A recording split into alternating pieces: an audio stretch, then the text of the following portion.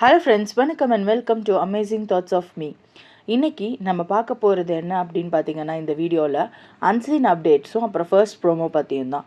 Unseen அப்டேட்ஸில் ஆக்சுவலாக இப்போ Arora Sinclair அப்புறமா ஆதிரை இவங்கெல்லாம் வந்து லவ் கண்டென்ட் கொடுத்தா உள்ளே இருக்கலாம் அப்படிங்கிற மாதிரியான ட்ராக்கில் தான் வந்து ட்ராவல் பண்ணிகிட்ருக்காங்க.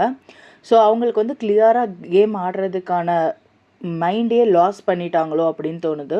ஸோ ஃபர்ஸ்ட் வீக்கில் ஆதிரை எடுத்து வச்ச பாயிண்ட்ஸ், அப்புறம் ஆதிரை வந்து பிபி மேலே வச்ச குற்றச்சாட்டு இதெல்லாம் பார்க்கும்போது ஸோ மைட் பி ஃபைனல்ஸில் இருக்கக்கூடிய கண்டஸ்டண்ட்டாக இருக்கலாம் அப்படின்னு தோணுச்சு.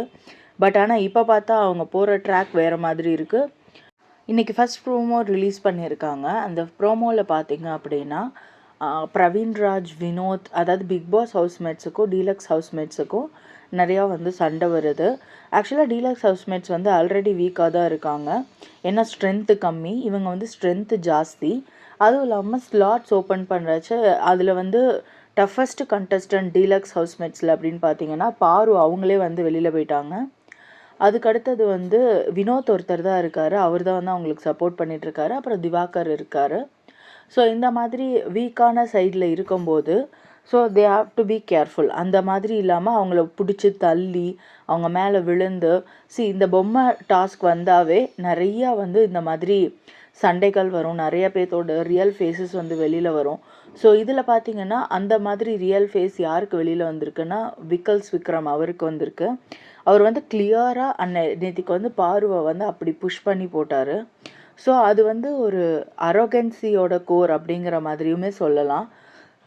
பாரு மட்டும்தான் கண்டென்ட் கொடுக்குறாங்களா அப்படின்னு கேட்டால் கிடையாது. ஸோ அவங்கள பொறுத்த வரைக்கும் யார் வந்து கண்டென்ட் கொடுக்குறாங்க, அவங்க எந்த மாதிரியான கண்டென்ட் கொடுக்குறாங்க அப்படிங்கிறத நீங்கள் கமெண்ட் செக்ஷனில் கமெண்ட் பண்ணுங்கள்.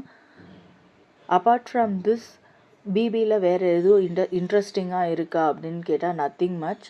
அவ்வளோவா இன்ட்ரெஸ்டிங் இல்லை. பிக் பாஸே கதறாரு கண்டென்ட் கொடுங்கடான்ட்டு. நேற்றுக்கு ஃபஸ்ட்டு டாஸ்க்கு பார்த்தீங்கன்னா கிட்டத்தட்ட மூணு தடவைக்கு மேலே வார்னிங் கொடுத்துட்டாங்க. லைவில் வந்து அது எல்லாமே வரும்.